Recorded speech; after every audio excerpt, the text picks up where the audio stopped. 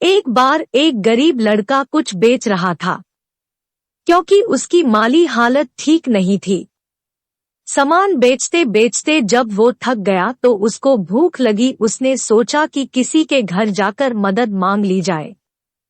जैसे ही वह एक घर पर पहुंचा उसने दरवाजा खटखटाया। बाहर एक लड़की निकल के आई। लड़का हड़बड़ा गया और उसकी बेचैनी बढ़ गई। उसने बोला, क्या मुझे पीने के लिए पानी मिल सकता है? लड़की अंदर गई और सोचने लगी कि गरीब लोगों को पानी तो सब पिलाते हैं, हो सकता है उसको भूख भी लगी हो। उसने देखा रोटी तो नहीं है, लेकिन उसकी नजर दूध पर गई। उसने एक गिलास दूध भरा और लड़के को दे दिया। लड़का दूध पीकर खुश हुआ। उसकी प्यास और भूख कुछ हद तक कम हो चुकी थी। लड़के ने कहा कि दूध के कितने पैसे दूं? लड़की बोली, इसकी कोई जरूरत नहीं है। मेरी माँ ने सिखाया है कि मुसीबत में लोगों की मदद करके उनसे पैसा नहीं लिया जाता। यह मेरा कर्म था और मैंने इसे किया और इससे मैं खुश हूँ। वह लड़का वहाँ से निकल गया, लेकिन रास्ते में सोच रहा था कि दुनिया में अच्छे लोगों की कमी नहीं है। अगर ढूंढा जाए तो ऐसे चेहरे और लोग सभी दिशाओं में मौजूद है। इस तरह की कई सकारात्मक और अच्छी बातें उसके दिल और दिमाग में चल रही थी। संघर्ष करते करते ये लड़का पढ़ लिखकर एक डॉक्टर बन गया और लोगों की मदद करता रहा। लेकिन एक दिन वही लड़की अचानक बीमार हुई। उसको डॉक्टर के पास ले जाया गया तो वहां से उनको किसी बड़े अस्पताल में रेफर कर दिया गया।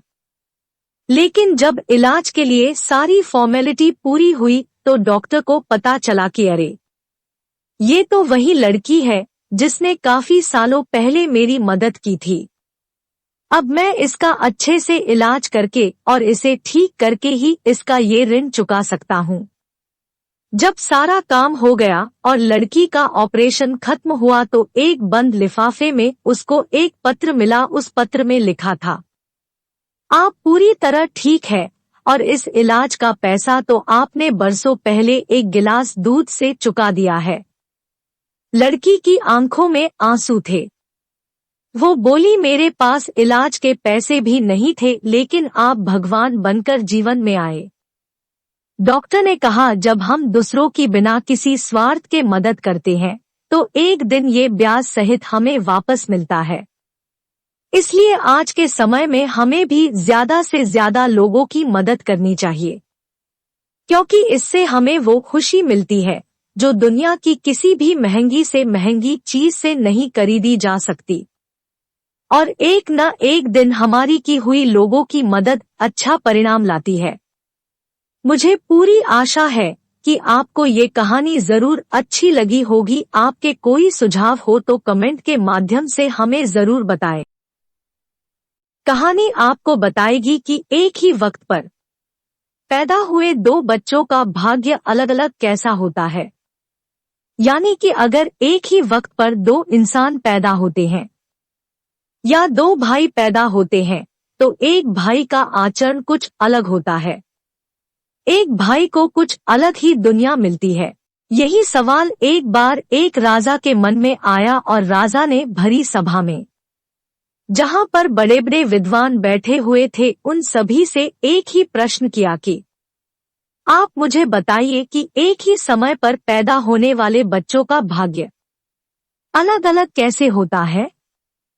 उन्होंने बताया कि जिस वक्त मैं पैदा हुआ उस वक्त अनेकों बच्चे पैदा हुए थे, तो मेरे ही भाग्य में राजा बनना क्यों लिखा हुआ था। एक विद्वान बीच में से खड़े हुए और उन्होंने कहा कि इस बात का जवाब आपको यहाँ से कोसों दूर पहाड़ी पर एक साधु रहता है और वह आपको बता सकते हैं। वह महात्मा तपस्या करते हैं, वह बता सकते हैं। अब राजा की मन में उत्सुकता थी सब कुछ जानने के बारे में और राजा वहां चले गए और उन्होंने देखा कि वह महात्मा आग में से अंगार को पकड़ कर खा रहे हैं।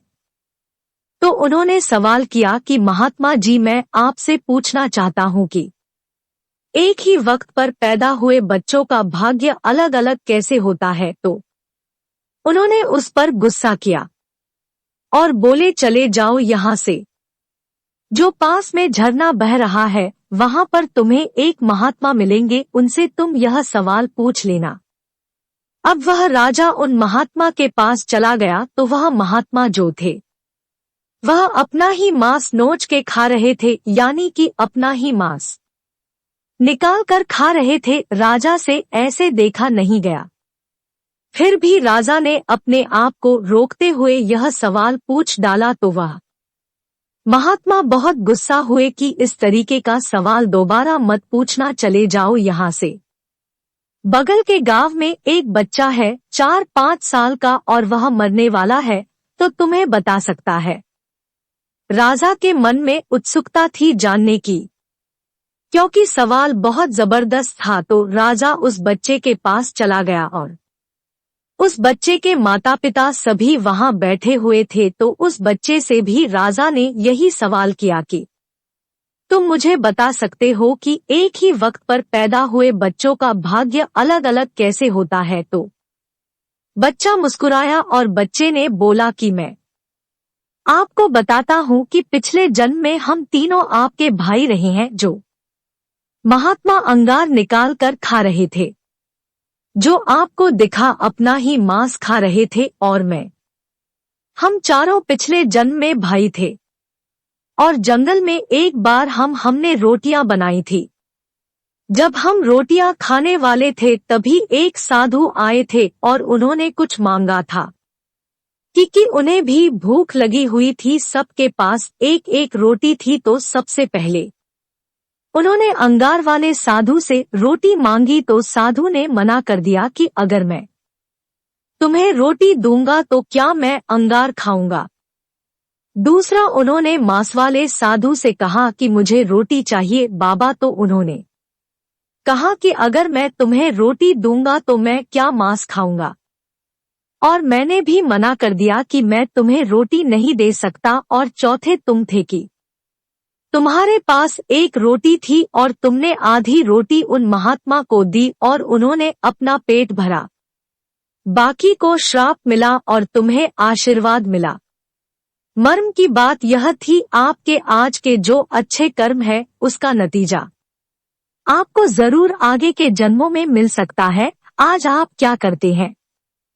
तो दोस्तों यही एक कारण था। वह राजा था, उसका जो प्रश्न था उसका जवाब मिल चुका था कि एक ही वक्त पर पैदा हुए बच्चों का भाग्य अलग अलग कैसे होता है। दोस्तों कुल मिलाकर बात यही है कि आपका कर्म यह बताता है कि आप कितना आगे जाएंगे, आपको अगले जन्म में क्या मिलने वाला है। इसलिए अच्छे अच्छे कर्म करिए दोस्तों, लोगों की मदद करिए, हमेशा स्वार्थी मत रहिए।